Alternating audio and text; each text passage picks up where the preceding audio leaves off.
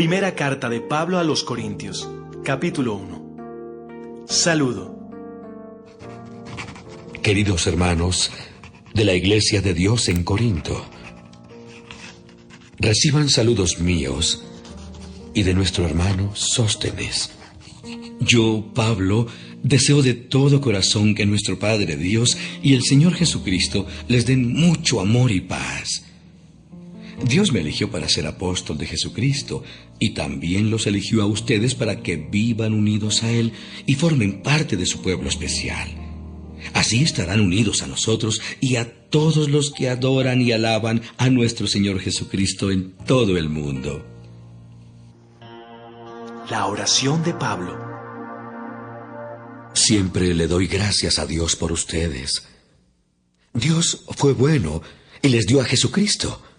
Y además los ayudó a que comprendieran su mensaje y lo comunicaran mejor. Ustedes creyeron totalmente en el mensaje de Jesucristo. Por eso, mientras esperan que Jesucristo vuelva, no les faltará ninguna bendición de Dios. De ese modo, no dejarán de confiar en Él, y cuando Jesús llegue, nadie los acusará de haber hecho algo malo. Dios los eligió a ustedes para que compartan todo con su Hijo Jesucristo, nuestro Señor, y Él siempre cumple su palabra.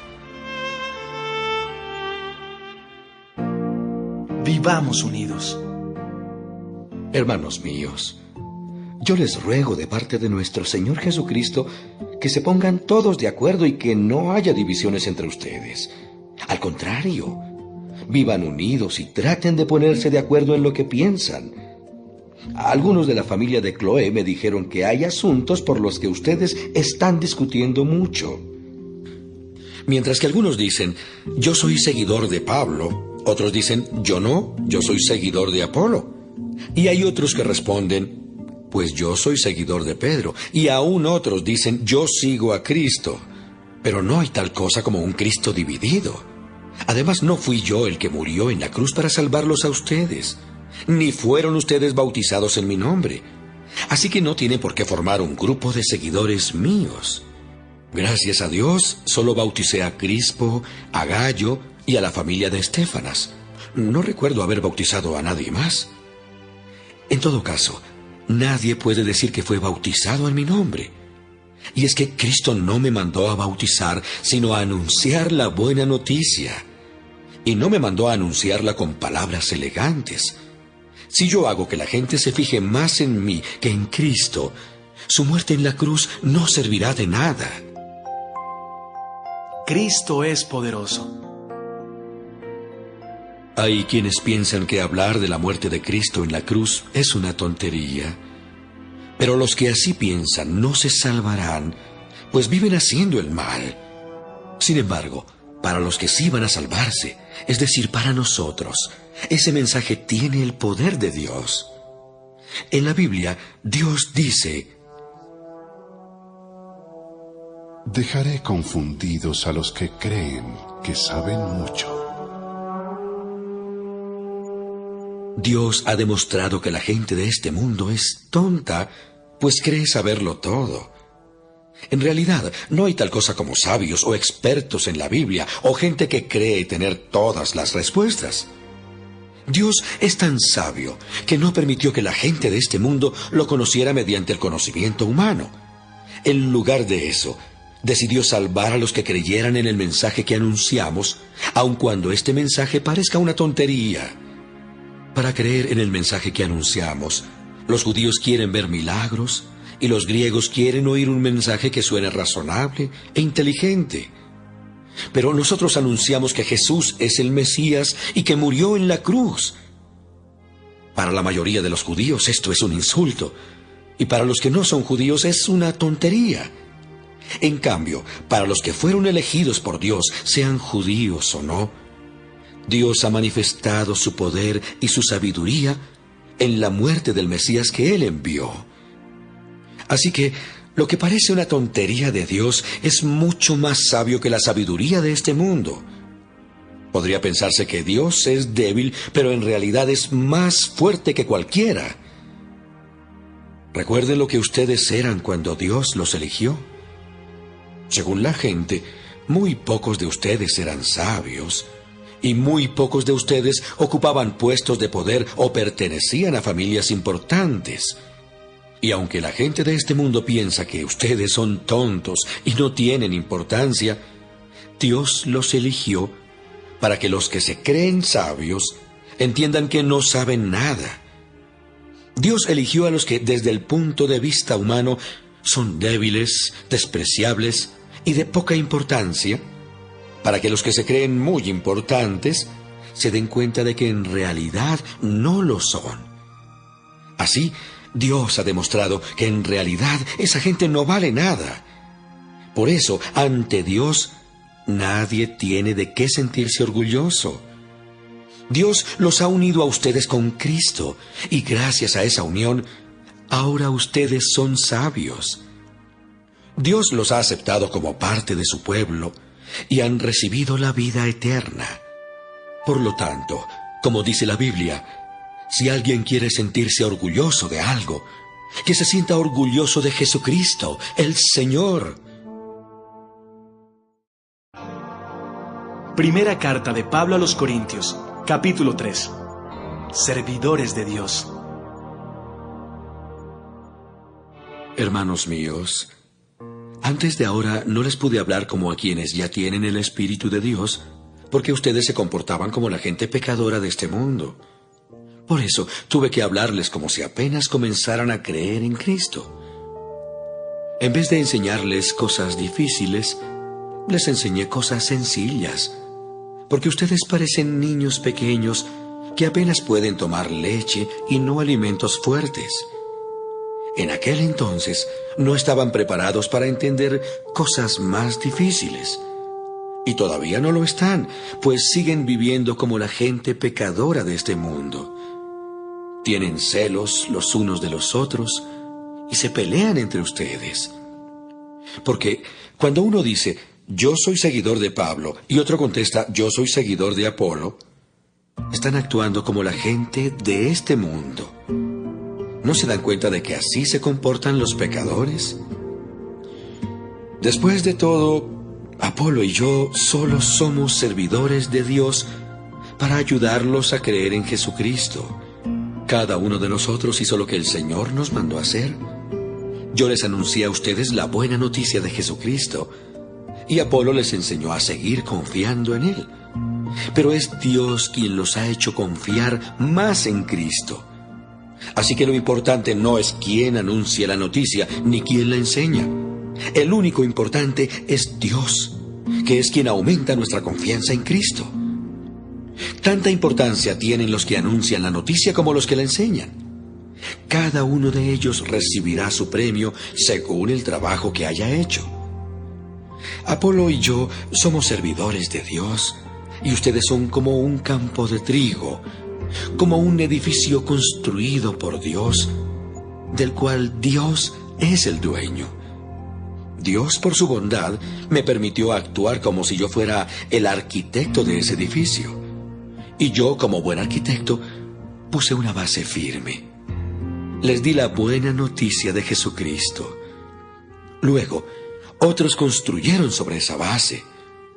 Pero cada uno debe tener cuidado de la manera en que construye, porque nadie puede poner una base distinta de la que ya está puesta, y esa base es Jesucristo.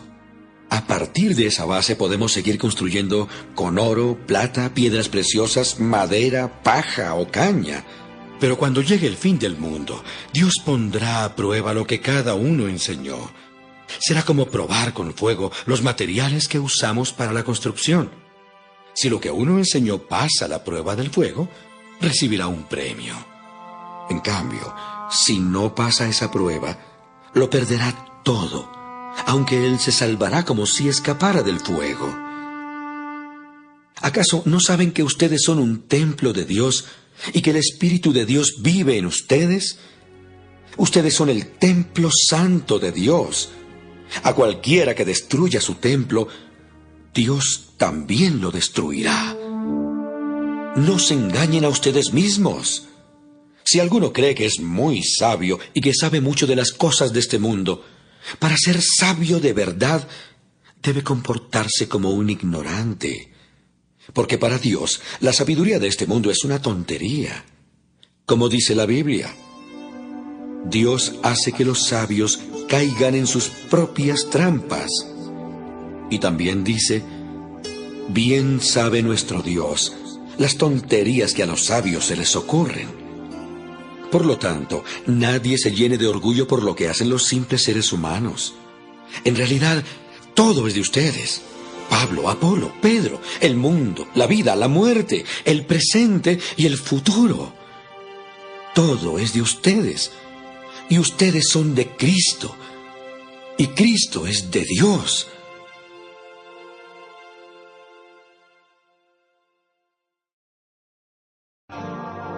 Primera carta de Pablo a los Corintios, capítulo 4. Servidores de Cristo.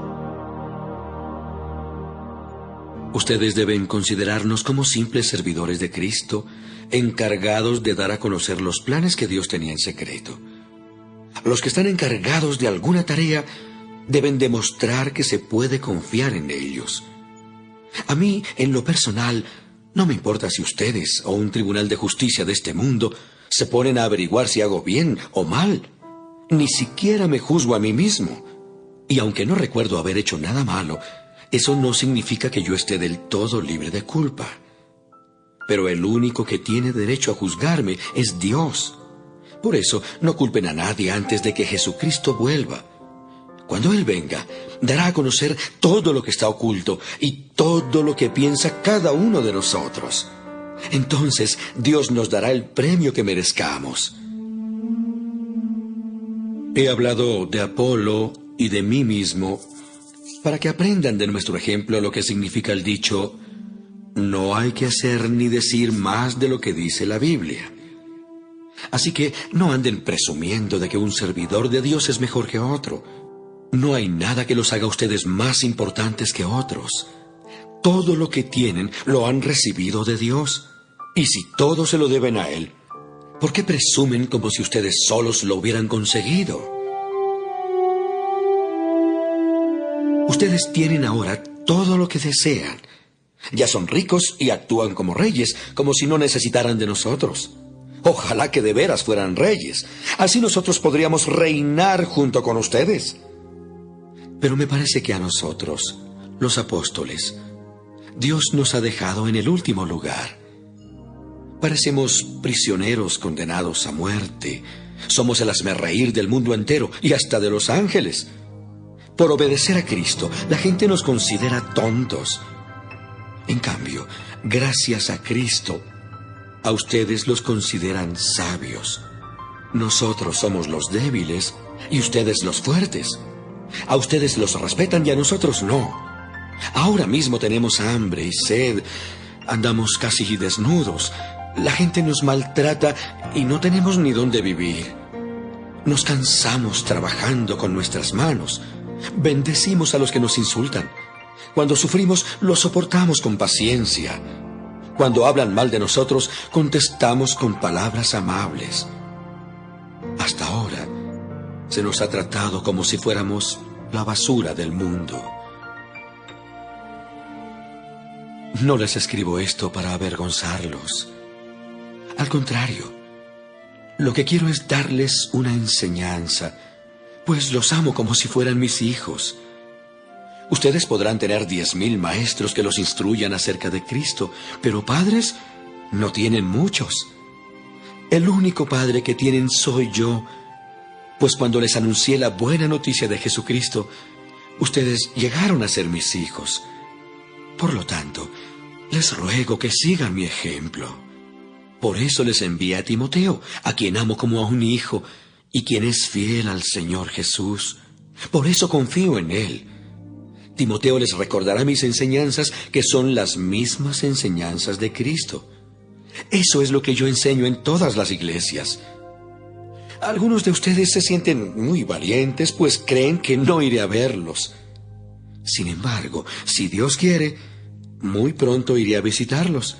Y entonces sabré si esos valentones, además de hablar, hacen lo que dicen. Cuando alguien pertenece al reino de Dios, lo demuestra por lo que hace y no solo por lo que dice. ¿Cómo quieren que vaya a visitarlos? ¿Con un palo en la mano o con mucho cariño y ternura?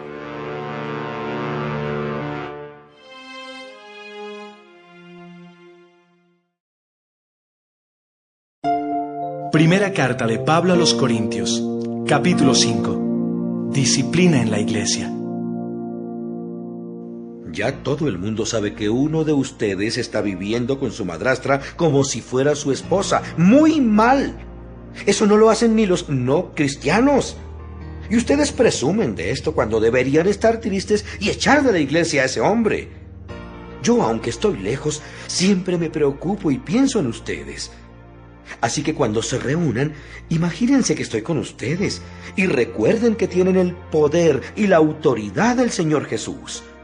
Por eso, de parte de Jesucristo, les digo que ese hombre es culpable y que deben entregarlo a Satanás. De ese modo, aunque Satanás destruya su cuerpo, su espíritu se salvará cuando vuelva el Señor Jesús. Ay, no está bien que ustedes se sientan orgullosos de esto. Seguramente saben que con un poco de levadura se infla toda la masa. Por lo tanto, dejen de pecar.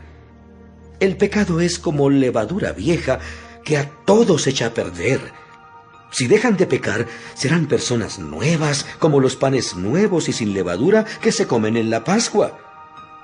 Nuestra nueva vida es como una fiesta de Pascua. Nuestro Cordero de la Pascua es Cristo, que fue sacrificado en la cruz. Nosotros somos como el pan de la fiesta y debemos ser como el pan sin levadura, es decir, sinceros y honestos. No seamos malos ni hagamos daño a nadie, pues seríamos como el pan que se hace con levadura vieja. En la carta que les escribí antes, les ordené que no tuvieran nada que ver con las personas que tienen relaciones sexuales prohibidas. No quise decir que se aparten totalmente de ellas, pues para no juntarse con personas así, tendrían que salir de este mundo.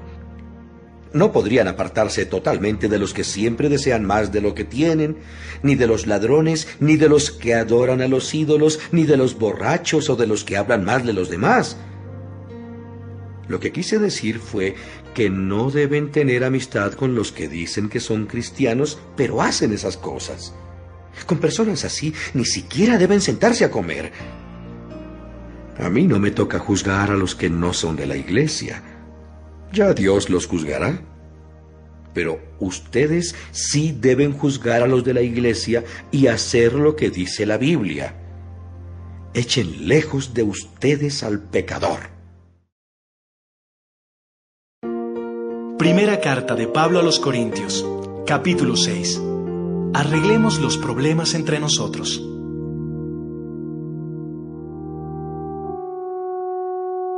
Cuando alguno de ustedes tenga un problema serio con otro miembro de la iglesia, no debe pedirle a un juez de este mundo que lo solucione.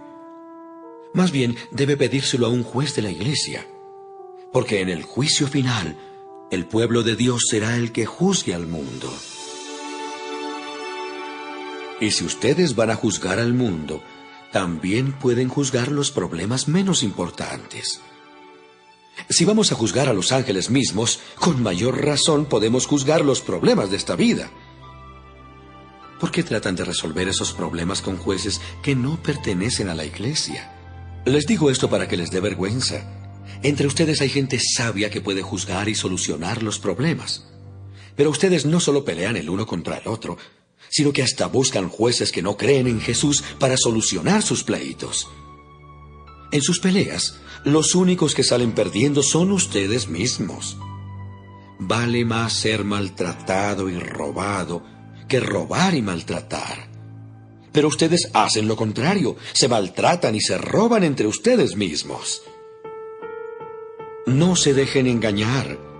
Ustedes bien saben que los que hacen lo malo no participarán en el reino de Dios. Me refiero a los que tienen relaciones sexuales prohibidas, a los que adoran a los ídolos, a los que son infieles en el matrimonio, a los afeminados, a los hombres que tienen relaciones sexuales con otros hombres, a los ladrones, a los que siempre quieren más de lo que tienen, a los borrachos, a los que hablan mal de los demás y a los tramposos. ninguno de ellos participará del reino de Dios. Y algunos de ustedes eran así, pero Dios les perdonó esos pecados, los limpió y los hizo parte de su pueblo. Todo esto fue posible por el poder del Señor Jesucristo y del Espíritu de nuestro Dios. Agrademos a Dios con todo lo que somos. Algunos de ustedes dicen, soy libre de hacer lo que yo quiera. Claro que sí, pero no todo lo que uno quiere conviene. Por eso no permito que nada me domine. También dicen, la comida es para el estómago y el estómago es para la comida. Claro que sí, pero Dios va a destruir las dos cosas. En cambio, el cuerpo no es para que lo usemos en relaciones sexuales prohibidas. Al contrario, debemos usarlo para servir al Señor Jesús, pues nuestro cuerpo es de Él. Y así como Dios hizo que Jesucristo resucitara, así también a nosotros nos dará vida después de la muerte, pues tiene el poder para hacerlo. Ustedes saben que cada uno de ustedes forma parte de la iglesia, que es el cuerpo de Cristo. No está bien que una parte de ese cuerpo, que es la iglesia de Cristo, se junte con una prostituta, pues al tener relaciones sexuales con ella, se hace un solo cuerpo con ella. Así lo dice la Biblia. Los dos serán una sola persona. En cambio, quien se une al Señor Jesús, se hace un solo cuerpo espiritual con Él. No tengan relaciones sexuales prohibidas. Ese pecado le hace más daño al cuerpo que cualquier otro pecado.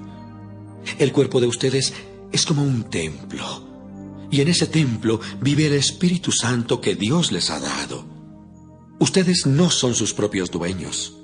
Cuando Dios los salvó, en realidad los compró, y el precio que pagó por ustedes fue muy alto. Por eso deben dedicar su cuerpo a honrar y agradar a Dios.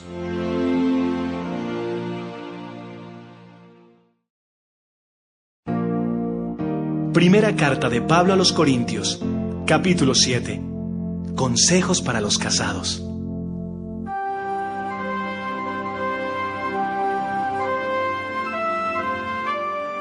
En la carta que recibí de ustedes me preguntaban si está bien que la gente no se case. Claro que está bien, pero es mejor que cada hombre tenga su propia esposa y que cada mujer tenga su propio esposo para que no caigan en relaciones sexuales prohibidas. El esposo debe tener relaciones sexuales solo con su esposa, y la esposa debe tenerlas solo con su esposo. Ni él ni ella son dueños de su propio cuerpo, sino que son el uno para el otro. Por eso, ninguno de los dos debe decirle al otro que no desea tener relaciones sexuales. Sin embargo, pueden ponerse de acuerdo los dos y dejar de tener relaciones por un tiempo para dedicarse a orar. Pero después deben volver a tener relaciones. No vaya a ser que al no poder controlar sus deseos, Satanás los haga caer en una trampa. Por supuesto, les estoy dando un consejo, no una orden. Yo preferiría que tanto los solteros como las viudas se quedaran sin casarse, pero a cada uno Dios le ha dado capacidades distintas. Unos hacen esto y otros aquello. Pero si no pueden dominar sus deseos sexuales, es mejor que se casen. Como dice el dicho, vale más casarse que quemarse.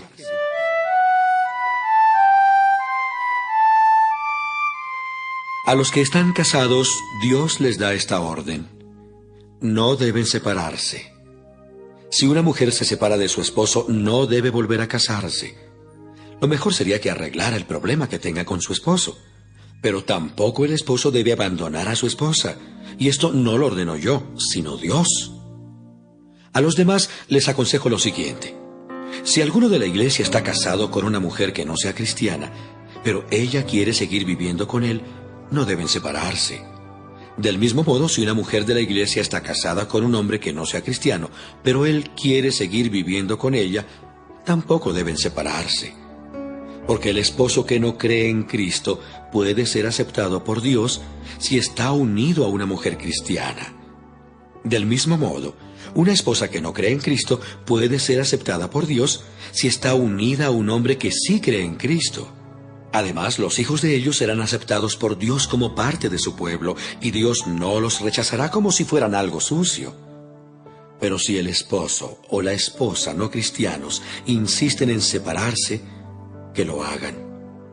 En tales casos, la esposa o el esposo cristianos no están obligados a mantener ese matrimonio, pues Dios quiere que vivamos en paz. Por otra parte, la esposa o el esposo que son cristianos podrían ayudar a que el esposo o la esposa que no son cristianos se salven.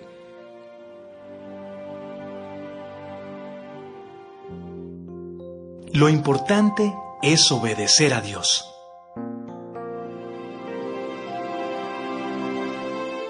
Una cosa quiero dejar bien clara para todas las iglesias. Todos los hombres y todas las mujeres deben permanecer en la condición en que estaban cuando Dios los invitó a formar parte de su pueblo. Si algunos de ustedes creyeron en Cristo después de haberse circuncidado, no traten de ocultar la circuncisión. Si los otros creyeron sin estar circuncidados, no tienen por qué circuncidarse. Lo importante no es que uno se circuncide o no, sino que obedezca lo que Dios manda. Cada uno debe quedarse como estaba cuando creyó en Cristo. Si eras esclavo, no te preocupes. Pero si puedes conseguir tu libertad, aprovecha la oportunidad. Porque si alguien es esclavo y cree en el Señor Jesús, Él le dará la libertad. Del mismo modo, el que era libre se convierte en esclavo del Señor. Cuando Dios nos hizo libres por medio de la muerte de Cristo, pagó un precio muy alto. Por eso no debemos hacernos esclavos de nadie. Ante Dios, cada uno debe quedarse como estaba cuando creyó en Cristo. Consejos para los solteros. Para las viudas y las solteras no tengo ninguna orden del Señor. Solo les doy mi opinión y pueden confiar en mí gracias al amor con que Dios me ha tratado. Me parece que los que están casados no deben separarse y que si están solteros no deben casarse. Estamos viviendo momentos difíciles. Por eso creo que es mejor que cada uno se quede como está. Sin embargo, quien se casa no comete ningún pecado. Y si una mujer soltera se casa, tampoco peca. Pero los casados van a tener problemas, y me gustaría evitárselos. Lo que quiero decirles es que ya no hay tiempo que perder. Los que están casados deben vivir como si no lo estuvieran. Los que están tristes, como si estuvieran alegres. Los que están alegres, como si estuvieran tristes. Los que compran, como si no tuvieran nada. Los que están sacándole provecho a este mundo, como si no se lo sacaran, porque este mundo que conocemos pronto dejará de existir. Yo quisiera no verlos preocupados. Los solteros se preocupan de las cosas de Dios y de cómo agradarle. También las viudas y las solteras se preocupan por agradar a Dios en todo lo que hacen y piensan. En cambio, los casados se preocupan por las cosas de este mundo y por agradar a su propia esposa. Del mismo modo, las casadas se preocupan por las cosas de este mundo y por agradar a su propio esposo. Por eso tienen que pensar en distintas cosas a la vez. No les digo todo esto para complicarles la vida, sino para ayudarlos a vivir correctamente y para que amen a Dios por encima de todo. Sin embargo, si un hombre está comprometido con su novia y piensa que lo mejor es casarse con ella porque ya tiene edad para hacerlo, que se casen, pues no están pecando. Pero si alguno no se siente obligado a casarse y puede controlar sus deseos, hará bien en no casarse. Así que quien se casa hace bien y quien no se casa hace mejor. La casada está unida a su esposo mientras el esposo vive, pero si el esposo muere, ella queda en libertad de casarse con cualquier hombre con tal de que sea cristiano. Sin embargo, creo que sería más feliz si no volviera a casarse. Me permito opinar, pues creo que yo también tengo el Espíritu de Dios.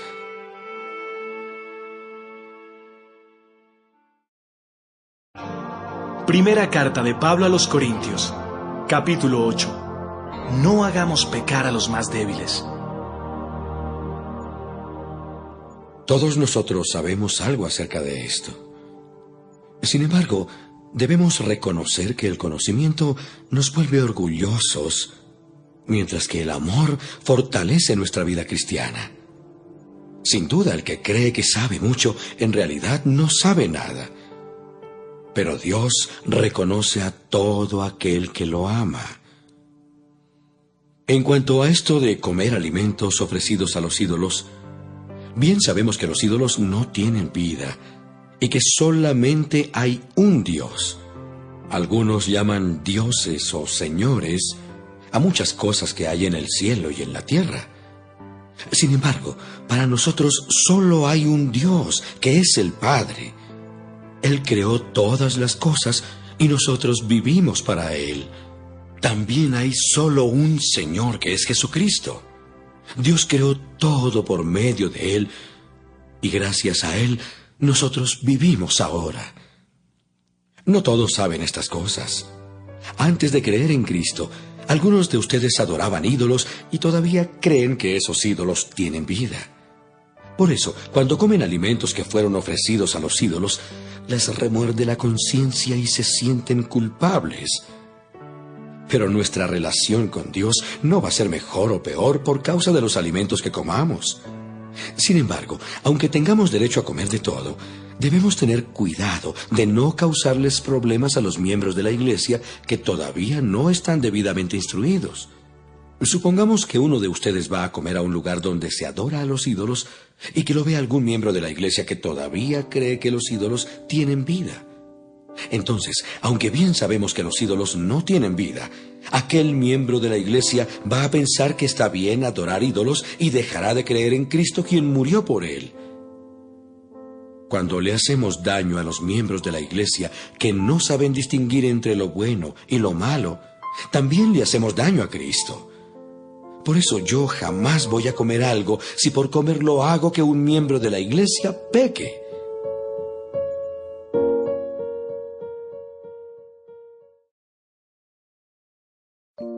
Primera carta de Pablo a los Corintios, capítulo 9. Los derechos de los servidores de Dios. Yo soy libre.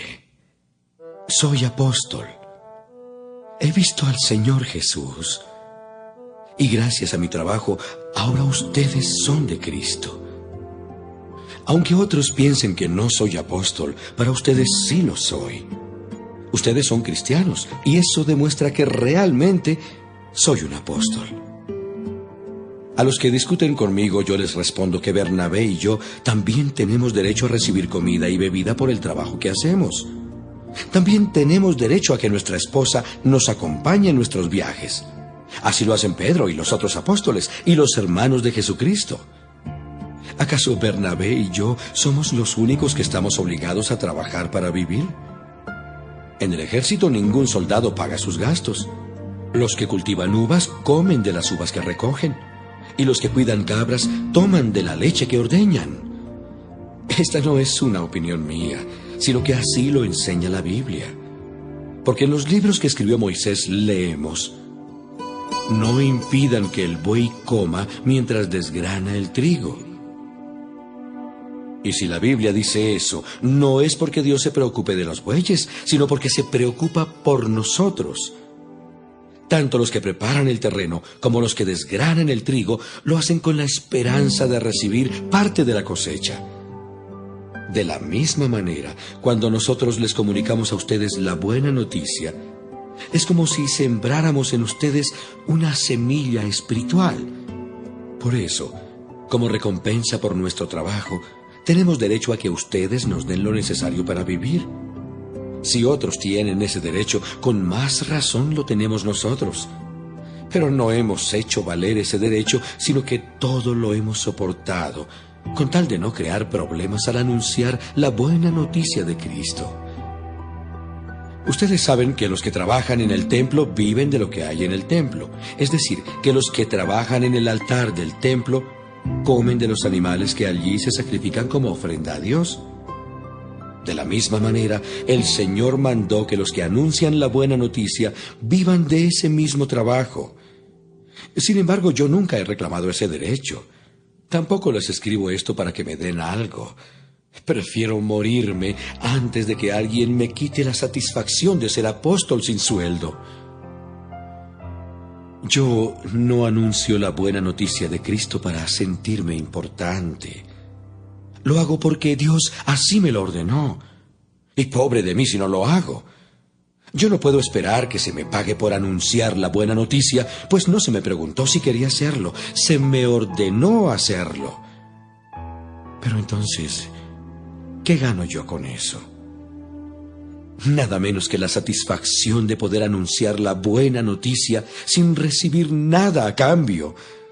Es decir, anunciarla sin hacer valer mi derecho de vivir de mi trabajo como apóstol.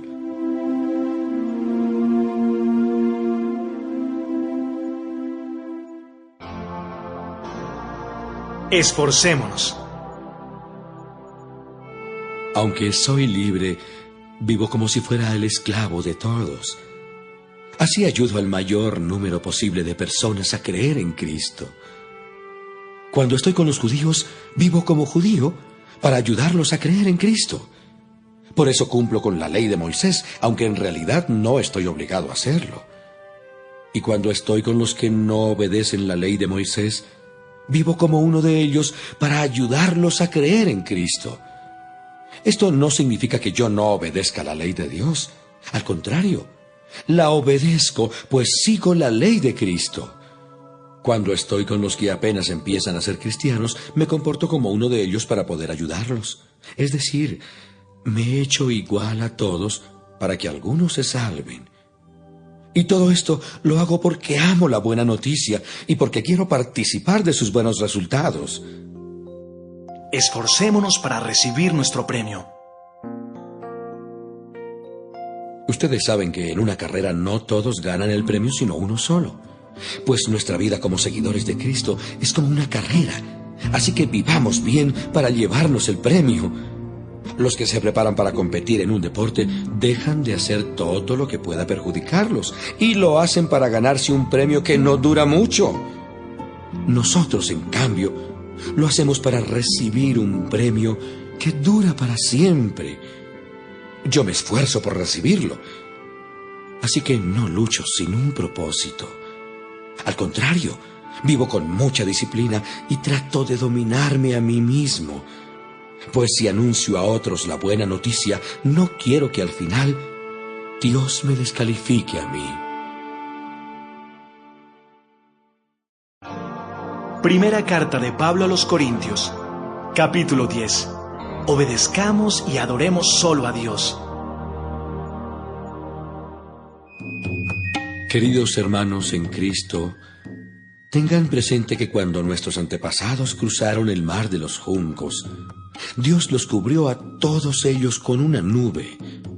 De ese modo, todos fueron bautizados en la nube y en el mar, y así quedaron unidos a Moisés como seguidores suyos. Todos ellos comieron el alimento espiritual que Dios les ofreció. Cristo los acompañaba, y era la roca espiritual que les dio agua para calmar su sed. De esa agua espiritual bebieron todos. Sin embargo, la mayoría de esa gente no agradó a Dios. Por eso murieron y sus cuerpos quedaron tendidos en el desierto. De esto que le sucedió a nuestro pueblo, nosotros tenemos que aprender nuestra lección. No debemos desear hacer lo malo como ellos, ni debemos adorar a los ídolos como hicieron algunos. Así dice la Biblia. La gente se sentó a comer y beber, y luego se puso a bailar en honor de los ídolos. Tampoco debemos tener relaciones sexuales prohibidas, como lo hicieron algunos de ellos. Por eso, en un solo día murieron 23,000. No tratemos de ver cuánto podemos pecar sin que Cristo nos castigue. Algunos del pueblo lo hicieron y murieron mordidos por serpientes. Tampoco debemos quejarnos, como algunos de ellos lo hicieron. Por eso el ángel de la muerte los mató. Todo eso le sucedió a nuestro pueblo para darnos una lección. Y quedó escrito en la Biblia para que nos sirva de enseñanza a los que vivimos en estos últimos tiempos. Por eso que nadie se sienta seguro de que no va a pecar, pues puede ser el primero en hacerlo.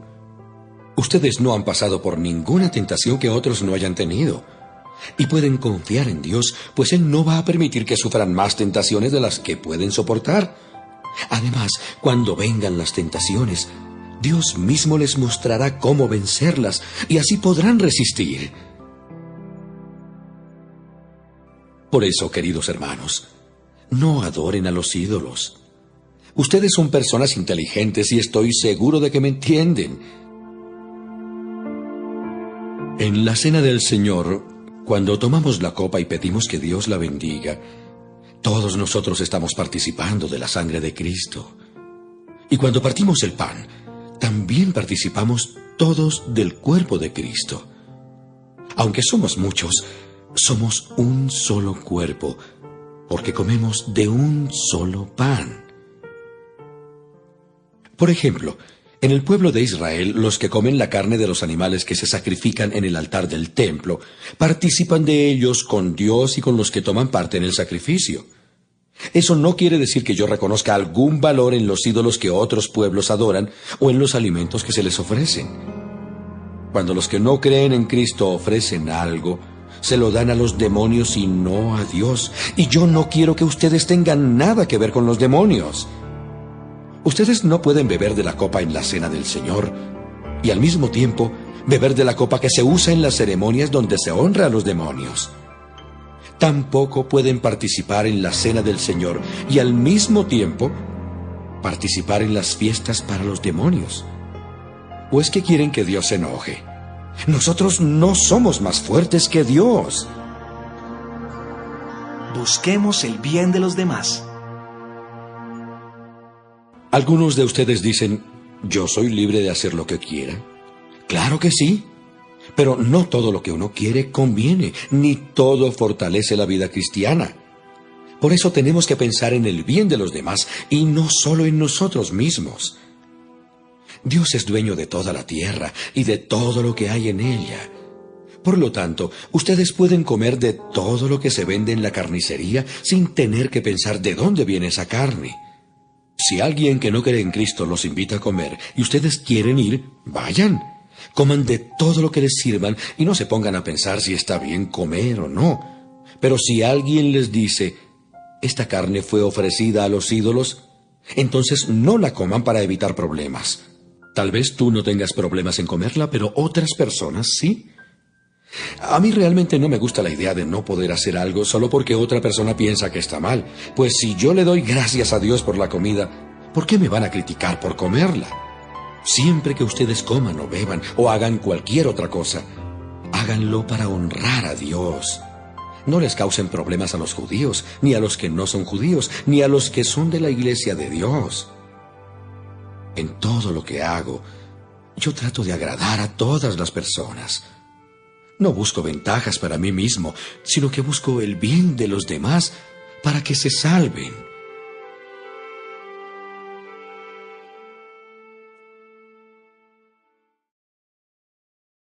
Primera carta de Pablo a los Corintios, capítulo 11.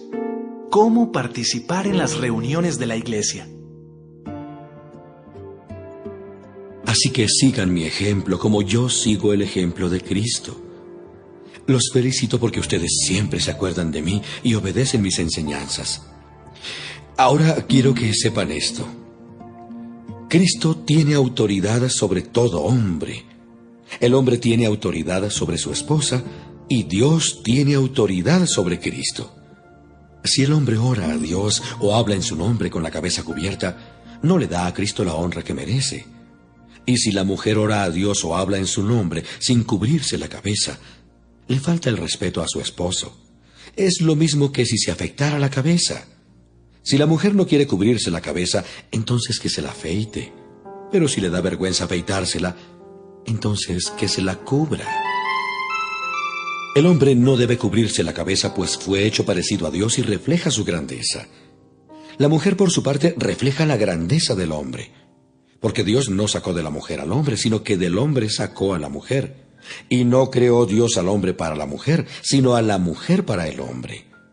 Por eso, la mujer debe cubrirse la cabeza para mostrar su respeto por la autoridad del hombre y también su respeto por los ángeles. Sin embargo, para nosotros los cristianos, ni la mujer existe sin el hombre, ni el hombre existe sin la mujer.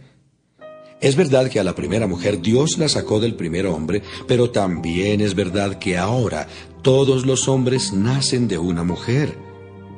Pero tanto el hombre como la mujer y todo lo que existe han sido creados por Dios. Piensen ustedes mismos si está bien que la mujer ore a Dios con la cabeza descubierta.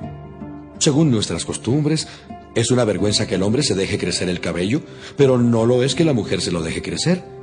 Y es que Dios le dio el cabello largo para que se cubra la cabeza. En todo caso, si alguien no está de acuerdo con esto y quiere discutirlo, le digo que ni nosotros ni las iglesias de Dios conocemos otra forma de actuar.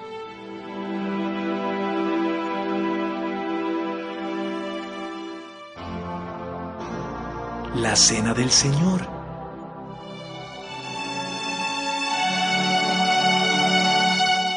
Hay algo en lo que no puedo felicitarlos, y son las reuniones que ustedes tienen. En vez de serles de ayuda, los perjudican. Para empezar, me han dicho que cuando ustedes se reúnen como iglesia, no se llevan bien, sino que se dividen en grupos y se pelean entre sí.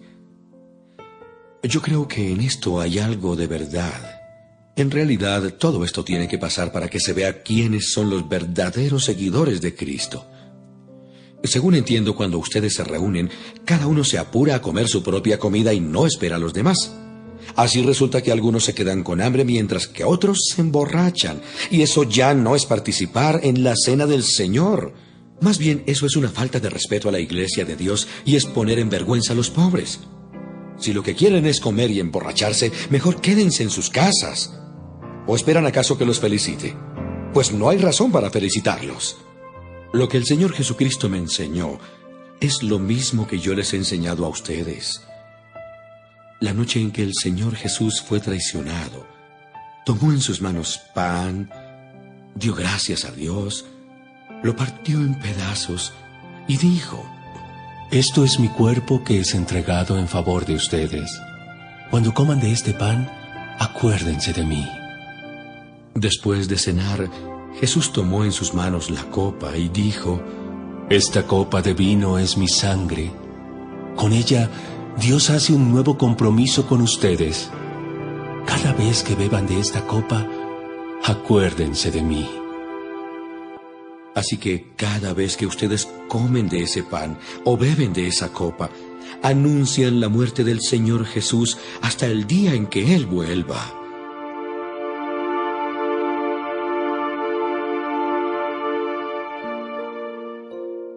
¿Cómo participar en la Cena del Señor? Por eso, si una persona come del pan o bebe de la copa del Señor Jesucristo sin darle la debida importancia, peca en contra del cuerpo y de la sangre de Jesucristo. Por lo tanto, antes de comer el pan y beber de la copa, cada uno debe preguntarse si está actuando bien o mal. Porque Dios va a castigar al que coma del pan y beba de la copa sin darse cuenta de que se trata del cuerpo de Cristo. Por eso algunos de ustedes están débiles o enfermos y otros ya han muerto. El Señor se fija en nuestra conducta. Él nos corrige para que aprendamos y para que así no tengamos que ser castigados junto con la gente de este mundo que no cree en Él.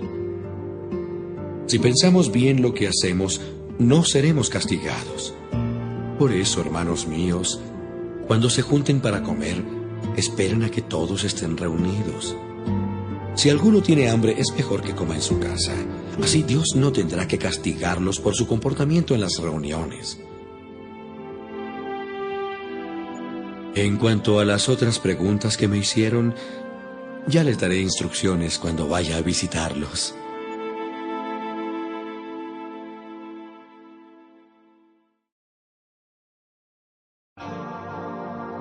Primera carta de Pablo a los Corintios, capítulo 2. los planes secretos de Dios. Hermanos en Cristo, cuando fui a ustedes para hablarles de los planes que Dios tenía en secreto, no lo hice con palabras difíciles, ni traté de impresionarlos. Al contrario, decidí hablarles solo de Cristo y principalmente de su muerte en la cruz. Cuando me acerqué para enseñarles y anunciarles el mensaje, me sentía poco importante y temblaba de miedo.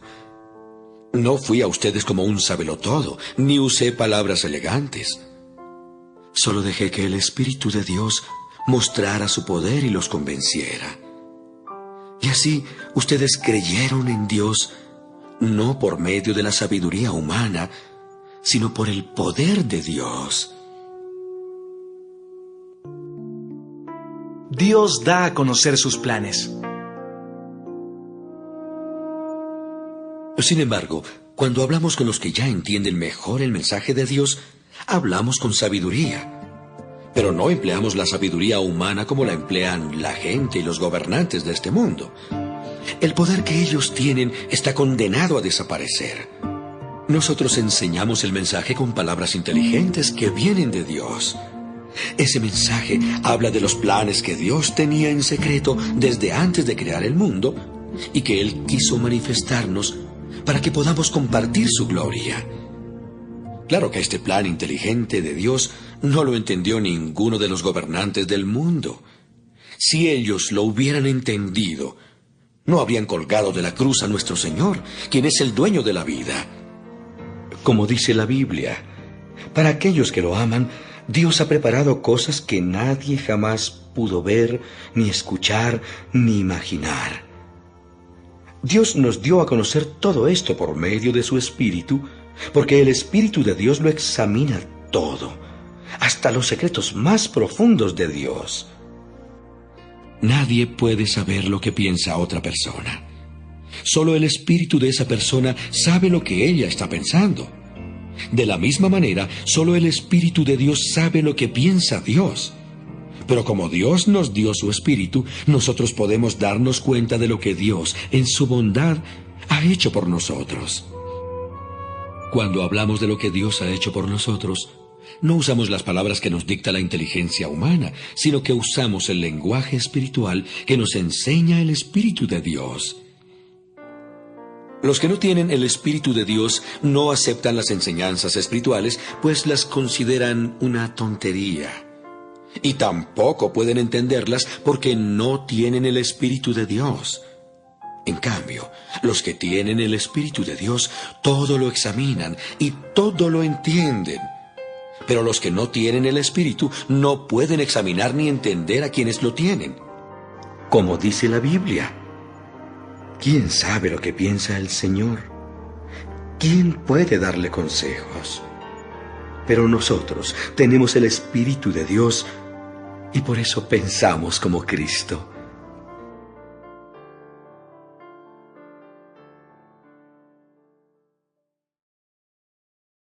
Primera carta de Pablo a los Corintios, capítulo 12. Las capacidades que da el Espíritu Santo. Queridos hermanos, quiero que sepan acerca de las capacidades que da el Espíritu Santo. Cuando ustedes aún no habían creído en Cristo, cometían el error de adorar ídolos que ni siquiera pueden hablar. Solo quienes son guiados por el Espíritu Santo reconocen que Jesús es el Señor. Por eso quiero que entiendan que ninguna persona puede maldecir a Jesús si es guiada por el Espíritu Santo.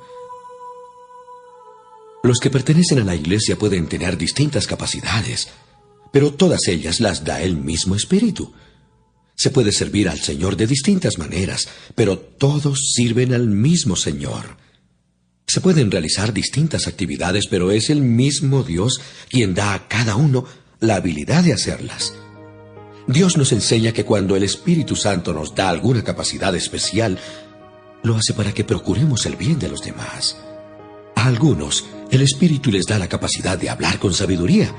A otros les da la capacidad de hablar con mucho conocimiento. A otros les da una gran confianza en Dios. Y a otros les da el poder de sanar a los enfermos. Algunos reciben el poder de hacer milagros y otros reciben la autoridad de hablar de parte de Dios. Unos tienen la capacidad de reconocer al Espíritu de Dios y de descubrir a los espíritus falsos. Algunos pueden hablar en idiomas desconocidos y otros pueden entender lo que se dice en esos idiomas. Pero es el Espíritu Santo mismo el que hace todo esto y el que decide qué capacidad darle a cada uno.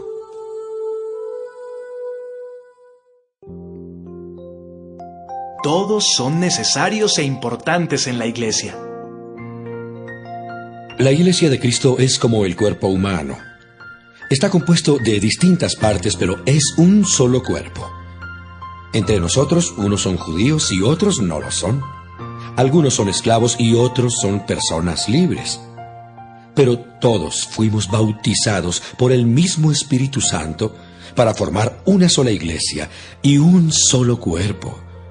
A cada uno de nosotros, Dios nos dio el mismo Espíritu Santo.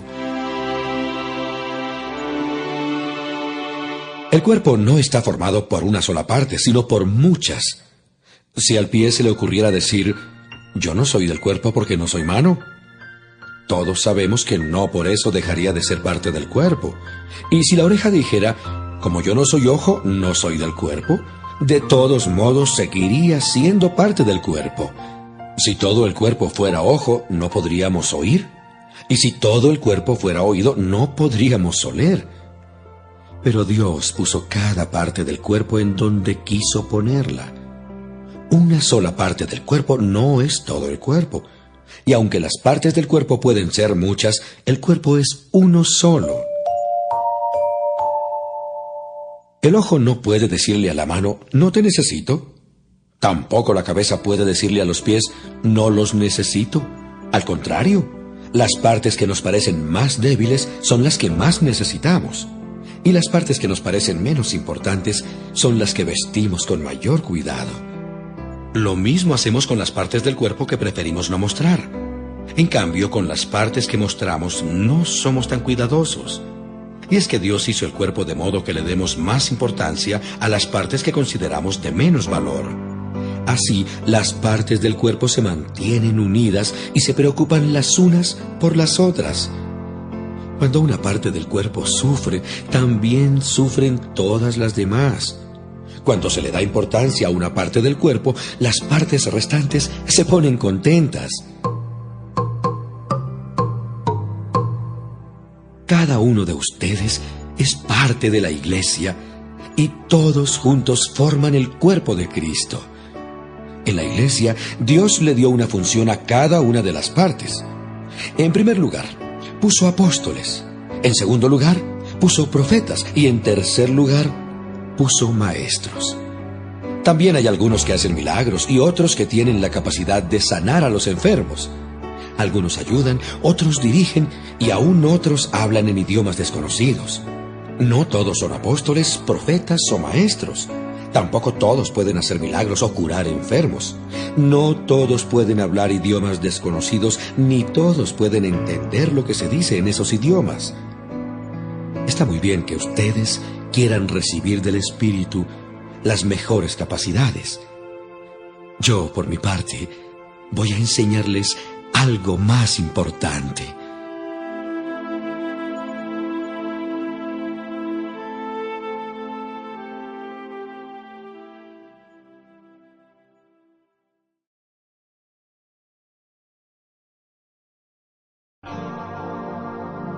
Primera carta de Pablo a los Corintios, capítulo 13. El amor verdadero. Si no tengo amor, de nada me sirve hablar todos los idiomas del mundo y hasta el idioma de los ángeles. Si no tengo amor, soy como un pedazo de metal ruidoso. Soy como una campana desafinada. Si no tengo amor, de nada me sirve hablar de parte de Dios y conocer sus planes secretos. De nada me sirve que mi confianza en Dios sea capaz de mover montañas. Si no tengo amor, de nada me sirve darles a los pobres todo lo que tengo. De nada me sirve dedicarme en cuerpo y alma a ayudar a los demás. El que ama tiene paciencia en todo y siempre es amable. El que ama no es envidioso ni se cree más que nadie. No es orgulloso. No es grosero ni egoísta. No se enoja por cualquier cosa. No se pasa la vida recordando lo malo que otros le han hecho. No aplaude a los malvados, sino a los que hablan con la verdad. El que ama es capaz de aguantarlo todo, de creerlo todo, de esperarlo todo, de soportarlo todo. Solo el amor vive para siempre. Llegará el día en que ya nadie hable de parte de Dios, ni se hable en idiomas extraños, ni sea necesario conocer los planes secretos de Dios. Las profecías y todo lo que ahora conocemos es imperfecto. Cuando llegue lo que es perfecto, todo lo demás se acabará. Alguna vez fui niño, y mi modo de hablar, mi modo de entender las cosas y mi manera de pensar eran las de un niño. Pero ahora soy una persona adulta y todo esto lo he dejado atrás. Ahora conocemos a Dios de manera no muy clara, como cuando vemos nuestra imagen reflejada en un espejo a oscuras. Pero cuando todo sea perfecto, veremos a Dios cara a cara. Ahora lo conozco de manera imperfecta, pero cuando todo sea perfecto, podré conocerlo tan bien como Él me conoce a mí. Hay 3 cosas que son permanentes: la confianza en Dios, la seguridad de que Él cumplirá sus promesas y el amor. De estas 3 cosas, la más importante es el amor. Primera carta de Pablo a los Corintios, capítulo 14. Las capacidades más importantes. Procuren amar con sinceridad y pídanle al Espíritu Santo que los capacite de manera especial para hablar de parte de Dios. Cuando ustedes hablan en un idioma extraño, se ayudan solo a ustedes mismos. Dios los entiende porque hablan de verdades secretas que solo el Espíritu Santo conoce. Pero aparte de Él, nadie más sabe lo que ustedes dicen. En cambio, cuando Dios les ordena hablar de su parte, la gente sí los entiende. Además, así ustedes ayudan a todos en la iglesia a confiar más en Cristo, a sentirse mejor y a estar alegres. Me gustaría que todos ustedes hablaran en idiomas desconocidos, pero más me gustaría que hablaran de parte de Dios. En realidad, es más importante hablar de parte de Dios que hablar en idiomas que otros no entienden, a menos que alguien pueda traducir lo que se dice, porque así se ayuda a los miembros de la iglesia. Hermanos míos, si yo fuera a visitarlos y les hablara en idiomas desconocidos, ¿de qué les serviría? Solamente los ayudaría si les diera a conocer algo desconocido, o si les diera algún conocimiento, o si les comunicara algún mensaje de parte de Dios o alguna enseñanza. Si todos los instrumentos musicales tuvieran el mismo sonido, ¿cómo podría distinguirse una flauta de un arpa?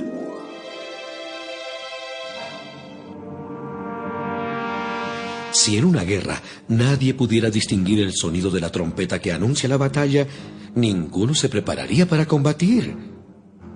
Algo así pasa cuando ustedes hablan en idiomas desconocidos. Si nadie entiende lo que significan, es como si estuvieran hablándole al aire.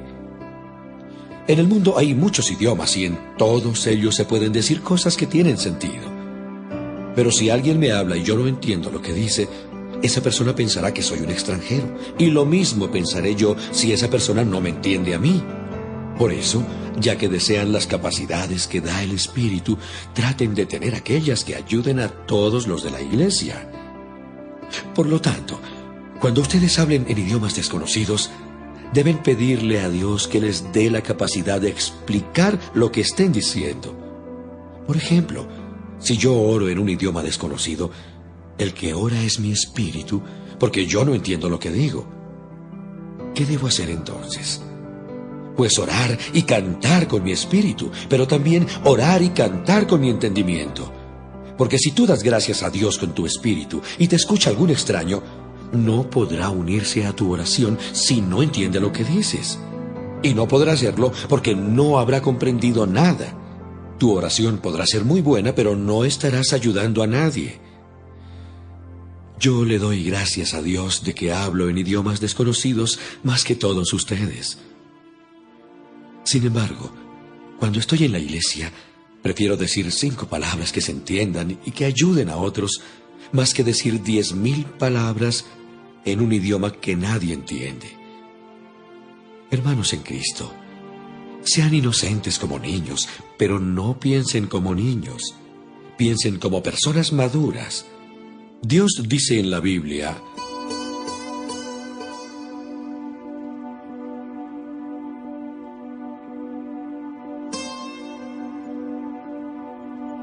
por lo tanto, hablar en idiomas desconocidos podrá probarles algo a los no cristianos, pero para los cristianos esos idiomas no prueban nada. En cambio, los mensajes de parte de Dios son para los cristianos, no para los que no creen en Dios. Supongamos que todos los de la iglesia se reúnen y comienzan a hablar en idiomas desconocidos. Si en ese momento entra gente de afuera o llegan algunos que no creen en Cristo, van a pensar que ustedes están locos. Pero si todos ustedes hablan de parte de Dios, esa gente se dará cuenta de que es pecadora y les confiará a ustedes hasta sus pensamientos más secretos. Luego se arrodillará delante de Dios, lo adorará y reconocerá que en verdad Dios está entre ustedes.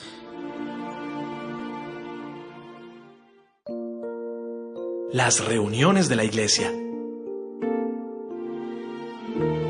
Hermanos míos, cuando se reúnan, todo lo que hagan debe ayudar a los demás. Unos pueden cantar, otros pueden enseñar o comunicar lo que Dios les haya mostrado. Otros pueden hablar en idiomas desconocidos o traducir lo que se dice en esos idiomas. Si algunos hablan en idiomas desconocidos, que no sean más de 2 o 3 personas y que cada uno espere su turno para hablar. Además, alguien debe traducir lo que estén diciendo. Pero si no hay en la iglesia nadie que traduzca, entonces deben callarse o hablar solo para sí mismos y para Dios. Y si algunos hablan de parte de Dios, que sean solo 2 o 3 personas. Los demás deben prestar atención para ver si el mensaje es de parte de Dios o no. Pero si alguno de los que están sentados recibe un mensaje de Dios, el que está hablando debe callarse y dejar que la otra persona diga lo que tenga que decir. Así todos tendrán la oportunidad de anunciar un mensaje de Dios y todos los que escuchan podrán aprender y sentirse animados. La persona que hable de parte de Dios podrá decidir cuándo hablar y cuándo callar. Porque a Dios no le gusta el desorden y el alboroto, sino la paz y el orden. Como es costumbre en nuestras iglesias, no se debe permitir que las mujeres hablen en las reuniones. La ley de Moisés dice que las mujeres deben aprender en silencio. Si quieren saber algo, que les pregunten a sus esposos cuando ya estén en su casa. Se ve mal que la mujer hable en la iglesia. Ustedes no inventaron el mensaje de Dios, ni fueron los únicos que lo recibieron. Si alguien cree que puede hablar de parte de Dios o cree que obedece al Espíritu Santo en todo, debe reconocer que esto que les escribo es una orden de Dios. Pero si no lo quiere reconocer, ustedes no deben prestarle atención. Mis queridos hermanos, ustedes deben procurar hablar de parte de Dios y no impidan que se hable en idiomas desconocidos, pero háganlo todo de manera correcta y ordenada.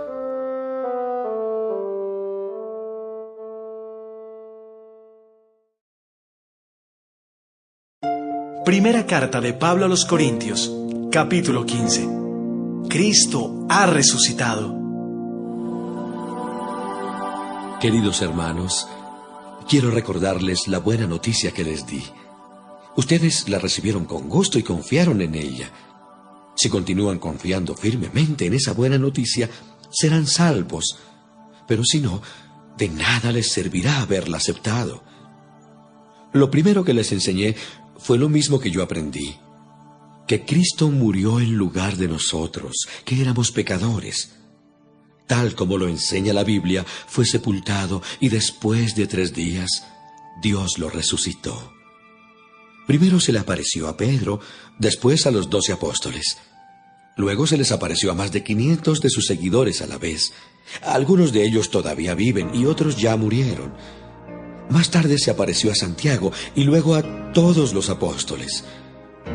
Por último, se me apareció a mí, a pesar de que lo conocí mucho tiempo después que los otros apóstoles. Por eso me considero el menos importante de los apóstoles y ni siquiera merezco que la gente me llame así, pues le hice mucho daño a la iglesia de Dios. Sin embargo, Dios fue bueno conmigo y por eso soy apóstol. No desprecié el poder especial que me dio y trabajé más que los otros apóstoles, aunque en realidad todo lo hice gracias a ese poder especial de Dios. Pero ni yo ni los otros apóstoles importamos. Lo que sí importa es que todos nosotros hemos anunciado esa buena noticia y que ustedes han creído en ella. Nosotros también resucitaremos. La buena noticia que anunciamos es que Dios resucitó a Cristo.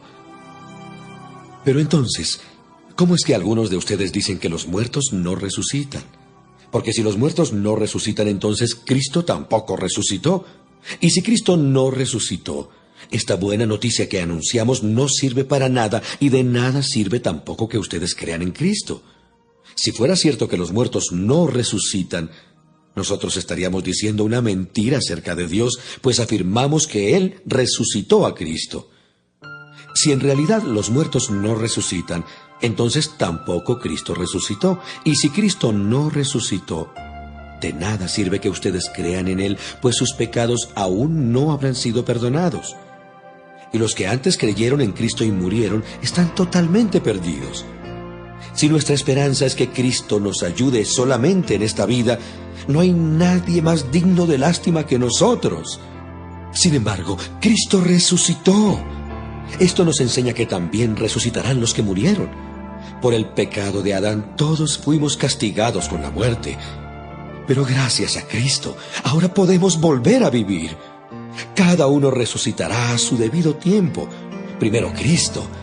Después, cuando Él vuelva, resucitarán los que creyeron en Él. Luego vendrá el fin del mundo, cuando Cristo derrotará a todas las autoridades y a todos los poderes, y le entregará el reinado a Dios, el Padre. Cristo reinará hasta que haya vencido a todos sus enemigos. El último enemigo que Cristo vencerá es la muerte. Cuando la Biblia dice, Dios puso todo bajo su dominio, la palabra todo no incluye a Dios, porque es Dios quien puso todo bajo la autoridad de Cristo. Y cuando todo está bajo el dominio del Hijo, Él mismo se pondrá bajo la autoridad de Dios. Así, Dios estará sobre todas las cosas, pues Él es quien puso todo bajo el dominio de Cristo. Algunos se bautizan en lugar de alguien que ya ha muerto y piensan que así lo salvarán. Pero si en verdad los muertos no vuelven a vivir, ¿para qué bautizarse?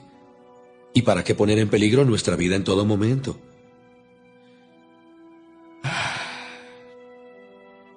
Ustedes bien saben que todos los días estoy en peligro de muerte. Esto es tan cierto como la satisfacción que tengo de que ustedes creen en Cristo. En Éfeso luché con hombres que parecían fieras salvajes. Pero si es verdad que los muertos no vuelven a vivir, entonces, ¿qué gané con eso? Mejor hagamos lo que algunos dicen, comamos y bebamos que mañana moriremos. No se dejen engañar. Bien dice el dicho que las malas amistades echan a perder las buenas costumbres. Piensen bien lo que hacen y no sigan desobedeciendo a Dios. Algunos de ustedes deberían sentir vergüenza de no conocerlo. ¿Cómo resucitarán los muertos? Tal vez alguien me pregunte, ¿y cómo volverán los muertos a la vida? ¿Qué clase de cuerpo tendrán? ¿Qué preguntas más tontas? Para que una planta crezca, primero tiene que morir la semilla que fue sembrada. Lo que se siembra es una simple semilla de trigo o de alguna otra cosa muy distinta de la planta que va a nacer. A cada semilla, Dios le da el cuerpo que Él quiere darle. No todos los cuerpos son iguales. Los seres humanos tenemos una clase de cuerpo y los animales tienen otra clase. Lo mismo pasa con los pájaros y los peces. Hay también cuerpos que viven en el cielo y cuerpos que viven en la tierra. La belleza de los cuerpos del cielo no es como la de los cuerpos de la tierra. El brillo del sol no es como el de la luna y las estrellas, y aún cada una de las estrellas tiene un brillo distinto. Así pasará cuando los muertos vuelvan a la vida. Cuando alguien muere, se entierra su cuerpo, y ese cuerpo se vuelve feo y débil. Pero cuando esa persona vuelva a la vida, su cuerpo será hermoso y fuerte, y no volverá a morir. Se entierra el cuerpo físico, pero resucita un cuerpo espiritual. Así como hay cuerpos físicos, también hay cuerpos espirituales.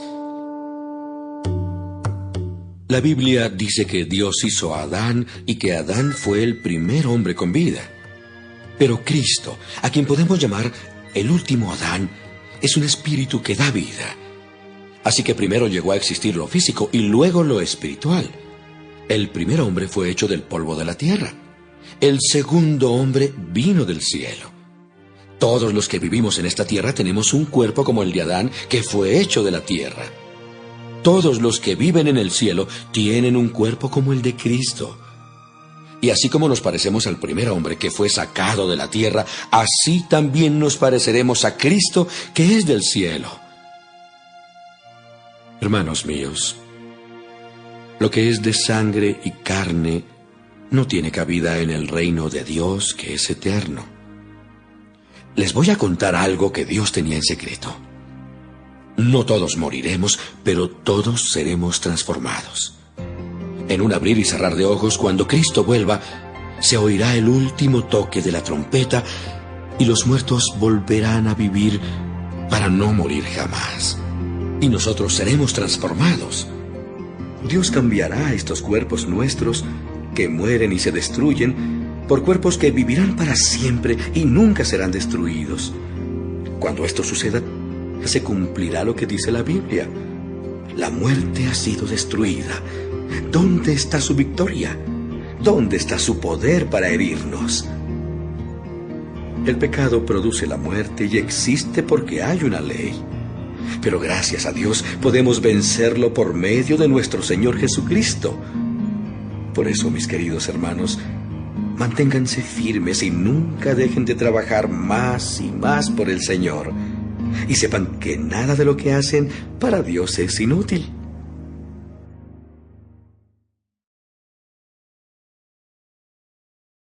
Primera carta de Pablo a los Corintios, capítulo 16.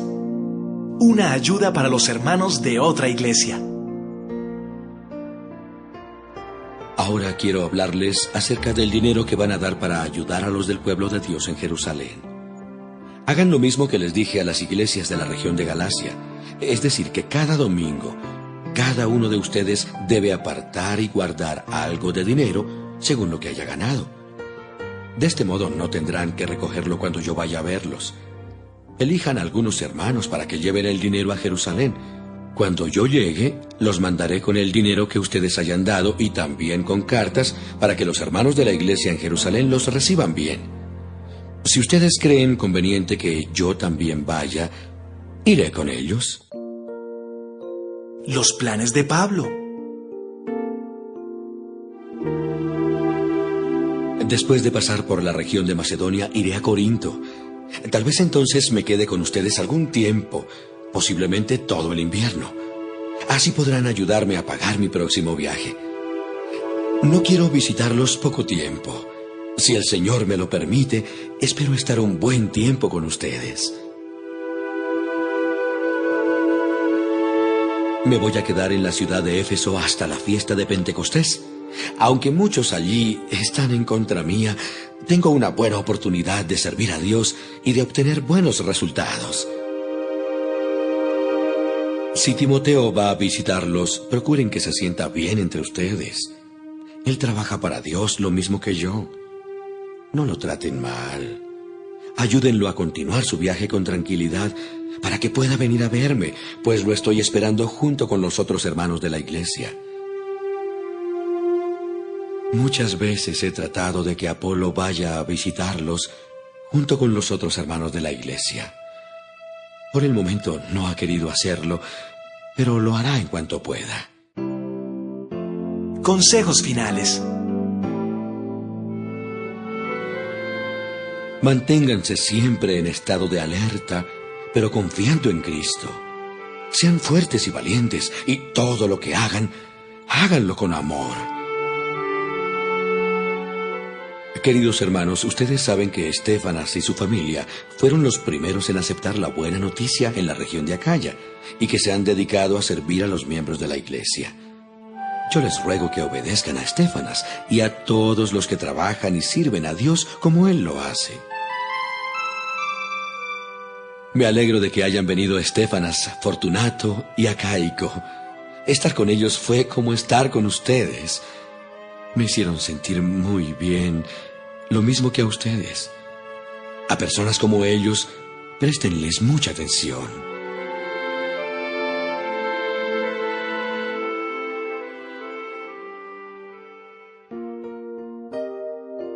Saludo y despedida. Las iglesias de la provincia de Asia les mandan saludos. También Áquila y Prisca, y la iglesia que se reúne en su casa, les mandan cariñosos saludos en el nombre del Señor. Todos los hermanos de la iglesia les mandan saludos. Salúdense unos a otros con un beso de hermanos. Yo, Pablo, les escribo este saludo con mi propia mano. Si alguien no ama al Señor Jesucristo, que la maldición de Dios caiga sobre él. Yo, por mi parte, oro al Señor Jesucristo y le digo: ven, Señor nuestro. Que el amor del Señor Jesús los acompañe siempre. Yo los amo a todos ustedes con el amor del Señor Jesús.